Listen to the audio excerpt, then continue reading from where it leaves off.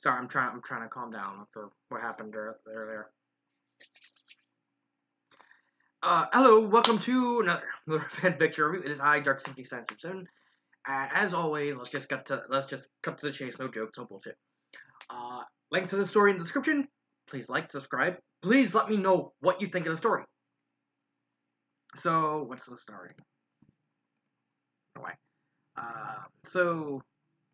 Story is another Big O story. It's by Galaxy 1D, 1001D, because of course it is, because I got not done with him. It's called Seize the Day, and it takes place immediately about a weekish around there after the previous story, Dreams of Dark and Deadly. Go read that one; it's actually pretty good, pretty decent. And it's basically it was all a dream, to use that trope. Yeah, it was all a dream. So basically, the plot is basically Roger Smith going through all these types of dreams, all these sorts of things, and having to deal with these different sort of realities, because he's kind of having, I guess you could say, an identity crisis. It's actually pretty well thought of. I would put it in the better end of the stories and I've seen so far, and this is the last one I've actually fully read. So everything after this is going to be a first time look. Honestly, there is in terms of the plot, Roger's having he's not mentally fit right now. He's not in a good place. Cthulhu still didn't run him mentally, and he's kind of suffering from neurotic nightmares. He's still trying to figure out who he is, where he's from, the past, the future, what's going to happen. And Dorothy actually hooks him up to Big O, and then hooks herself into Big O to try and help him along, heal him as he's constantly resetting the memories, going to different sort of things to different sort of things. And at first, it starts out like Dorothy not getting involved. It's just him meeting Angel at the beach, and then the water receding to see the Cthulhu, to give us our first hint that it's still going on. I guess you can say this whole thing is still going on. Then it just gets progressively kind of weird. We see Dorothy, Angel. Oddly enough, we have one where Roger's the robot and Angel's the human, and not Angel, Dorothy's the human. We see one where Roger is still in the police, and Angel, under the alias Celine, kind of wink, wink, nudge, nudge, Batman, is the one piloting Big Venus, not Big O, because of course she is. One where Dorothy is has all these emotions and trying to help, and then there's one where he gets told off by Schwarzwald, and it's a really good story. Oddly enough,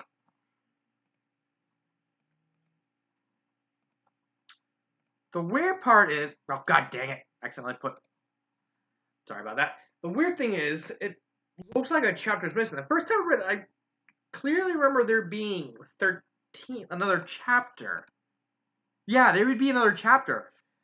So I don't know what's up with that. Maybe an author's choice why he would delete this specific chapter, because so for some reason it starts at the end of chapter 11. It starts with Roger meeting his parents, some lady, and Bruce. Of course, that's why he's animated Batman. He's the son of Batman. And then next chapter it'll be like him going to one final dream of a cemetery, and him walking around trying to find Dorothy and get her forgiveness and everything. And I don't know why the chapter's missing. I don't know. I can't exactly. It's all I can really say. It's the final journey. He's finally trying to get over. He finally gets over everything, and he then gets cured. Overall, the plot, I really honestly think this is the most unique plot so far, because everything is kind of like same old. They do a mystery. They have and then they fight a gigantic robot or Cthulhu at the end. So it's the same old. But I really like the prose on this. It's a very nice written. It's more elegantly written than in the other stories, but because it's more based off mentalities and identities and who I am, who I want to be, who this fractured psyche trying to get itself repaired with the help of Dorothy, and it's actually relatively written and especially in the cemetery chapter, which again I thought I mentioned missing. Don't know why. I gotta stop mentioning that. The last time you'll see it, hear it, and it's like really, really well done. This is probably the most character-driven story so far. It's very concurrent of bridging the gap, finally accepting that in this series, Roger and Dorothy kind of fall in love, blah blah blah. And this is the kind of story that kickstart that relationship that shows that Roger wants to go with Dorothy and Dorothy wants to go with Roger, and everything from the different one to even we got some like development from Schwartzwald all people. He's just there as a dream, just pimp slap, just unleashing the holy pimp slap on Roger Smith's face with some truths. Grammar errors, I saw like one or two. I think one in chapter. Yeah, there's like one in I think either chapter 10 or 11 that has like a missing word somewhere in a sentence. I can't remember where. Uh, Imagery and pacing. The imagery is the same level of standard that I expect from the story. It's very well done. It's telling enough that you can easily picture it, but doesn't drag on excessively. So that just zone out. But pacing, I'm gonna have to mention it again. I don't know why the author decided to why he got rid of the 13th the chapter, but it kind of throws the pacing out of whack. I mean, it's not so much bad. It's just horribly placed because at the end of chapter 11, it ends with like Roger meeting his parents in a memory, and then it just skips to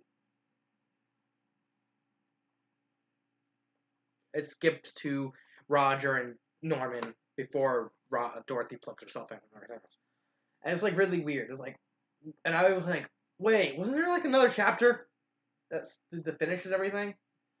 And this is honestly just me, more than likely, but it's like I wanted that last chapter because that was I think the best chapter in the entire. um, and it's just really weird, off-putting for me. Um, Connection of genre and emotional investment. It's a drama fantasy. You can't. It's really. I'm not gonna go wrong with that. In terms of what genre it is, how well it does in those genres, they're pretty well done. Drama's fine. The fantasy is fine. I mean, it's not as much fantasy things in this because it's more psychological, and you can't. And fantasy is not known for being associated with psychological that much. I seen fantasy psychological movies. I seen them. They're rare, but they're there. Um, Emotional investment. It is. You can get easily emotionally invested because you're like wondering.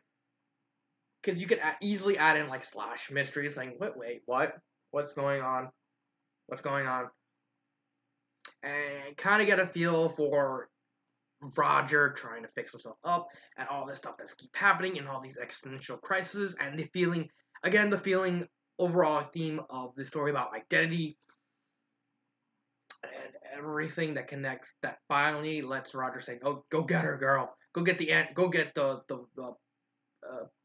goth redhead chick robot thingamajig and go get her and everything." And it's like you want to cheer for Dorothy to just slap some sense into him, saying, "There's something on your face. It was logic." um, would I recommend this? And favorite part, would I recommend this? It's better than some of the other stories, but it's not as good as Nine Muses or priceless. I would say this is probably in the middle, leaning towards favoritism. I would honestly give it a shot if you're a fan of Big O and you want to see something different instead of like the big Megaduces and Dominuses and everything. I would recommend this story, but outside of that, it's like meh. It's okay. I mean, if you're a fan of the show, go for it. And you want to see something different, go for it. If not, then maybe skip to the next one. I don't know. As for favorite part, easily Schwartzwald telling off Roger because it's like, oh come on. The fact that the villain, one of the villains of the show, is like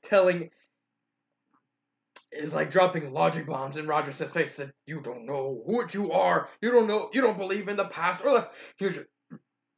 Sorry, you believe in the present. That's why you want everything the same." And it's like,